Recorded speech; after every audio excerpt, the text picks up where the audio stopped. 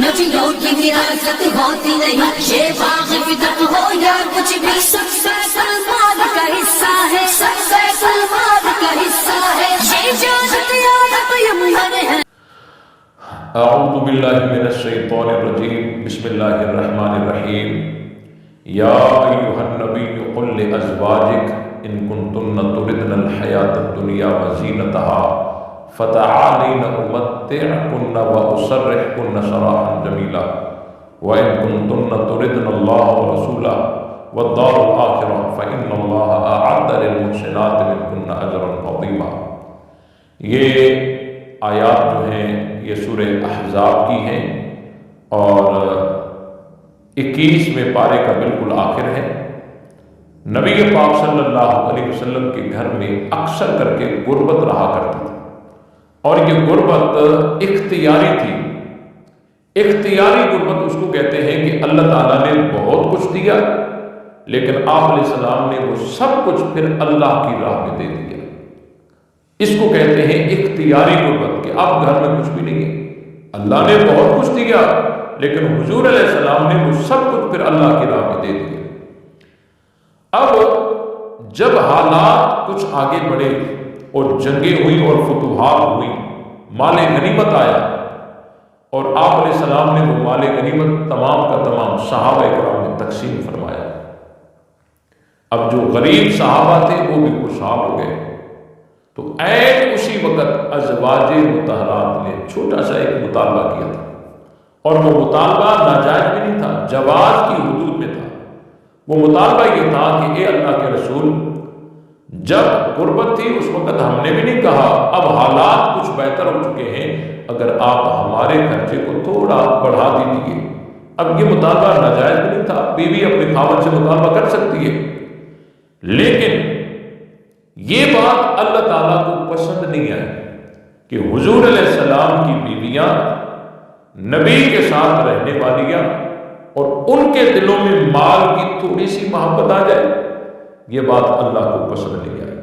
اللہ تعالیٰ نے فوراً قرآن مجید کی یہ آیت نازل فرمائی، یا ایھا النبی قل لازواجک،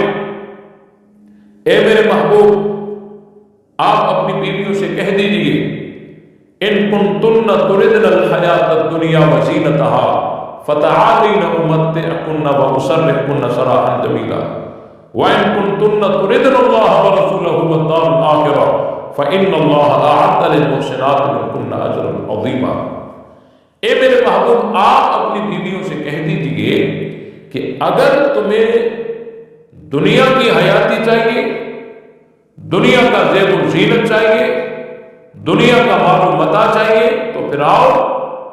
مجھ سے نفع لے کر اور عذاب ہو جاؤ، میں تمہیں عذاب کر دوں، یعنی طلاق دے دوں، تمہارا راستہ الگ اور میرا راستہ الگ۔ اور اگر تم اللہ کو چاہتی ہو اور اللہ کے رسول کو چاہتی ہو، پھر تمہارے لیے بہت بڑا اجر ہے، ادھر ہو جاؤ یا ادھر ہو جاؤ۔ اب دیکھیں ازواج مطہرات نے چھوٹا سا مطالبہ کیا، حضور علیہ السلام نے ان کو خبردار کیا، اگر دنیا کی دولت چاہیے، مال و متاع چاہیے، تو پھر آؤ میں تمہیں طلاق دیتا ہوں، تمہارا راستہ الگ میرا راستہ الگ۔ اور الگ ہو کر بالا خانہ میں جا کر حضور علیہ السلام بیٹھ گئے اور بیویوں سے جدائی کر دی۔ اور پھر جب نبی پاک صلی اللہ علیہ وسلم پر یہ جب آیتیں نازل ہوئی تو آپ علیہ السلام سب سے پہلے گھر میں آئے اور حضرت عائشہ صدیقہ طیبہ طاہرہ رضی اللہ تعالی عنہا جو حضور علیہ السلام کی پیاری بیوی تھی، آپ علیہ السلام نے حضرت عائشہ نے فرمایا، عائشہ میں تجھ سے ایک بات پوچھوں گا، جواب دینے میں جلدی نہ کرنا، سوچ سمجھ کر جواب دینا اور اپنے ابا ابو بکر سے مشورہ کر کے پھر جواب دینا، کیونکہ حضرت عائشہ رضی اللہ تعالی عنہا حضور علیہ السلام کی پیاری بیوی تھی۔ جہاں پیار ہوتا ہے، جہاں محبت ہوتی ہے، وہاں بے تکلفی بھی ہوتی ہے، تو یہ معاملہ بڑا حساس تھا۔ حضور علیہ السلام بار بار پکا کرنے، عائشہ جلدی نہ کرنا، سوچ سمجھ کر جواب دینا، اپنے ابا ابو بکر سے مشورہ کر کے پھر جواب دینا۔ حضرت عائشہ نے عرض کیا، اے اللہ کے رسول آپ پوچھیں تو صحیح۔ پھر نبی پاک صلی اللہ علیہ وسلم نے قرآن مجید کی ان آیتوں کی تلاوت کر دی، इन कुंतुन्ना तुरिदना अलहयात दुनिया व ज़ीनतहा फतआलिना उमत्तिकुन्ना व उसर्रिकुन्ना सराहन जमीला। अगर तुम दुनिया की हयाती को चाहती हो, ज़ेब व ज़ीनत को चाहती हो, मालूमता को चाहती हो, तो आओ, मैं तुम्हें नफा देकर आजाद कर देता हूँ। और अगर तुम अल्लाह और उसके रसूल और आखिरत के घर को चाहती हो, फिर तुम्हारे लिए बहुत बड़ा अजर है, या इधर हो जाओ या इधर हो जाओ। तो हजरत आयशा ने बगैर किसी देर के फौरन जवाब देते हुए अर्ज करती हैं, ए अल्लाह के रसूल, ये बात भी कोई सोचने समझने की है, ये भी बात कोई मशवरे लेने की है, हमें दुनिया नहीं चाहिए, अल्लाह का हबीब चाहिए। अब देखिए, यहां जो मैं अर्ज करना चाहता हूं वो ये है कि जो पैगंबर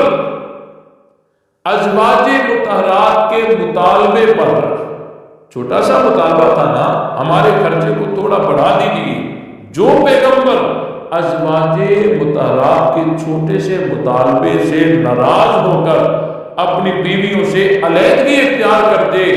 और उस पैगंबर के लिए ये कह दिया जाए कि उसने अपनी बीवियों को तो कुछ नहीं दिया, लेकिन अपनी बेटी के लिए बड़ी जायदाद वक़्फ़ करके, तहरीर करके, दस्तखत करके देकर गए थे, तो क्या ये हुजूर अलैहिस्सलाम पर दुनिया परस्ती का इल्जाम नहीं आएगा कि अपनी बीवियों को तो दुनिया से दूर रखा क्योंकि वो पराई जाई थी, और अपनी बेटी के लिए बड़ी जायदाद वक़्फ़ करके गए,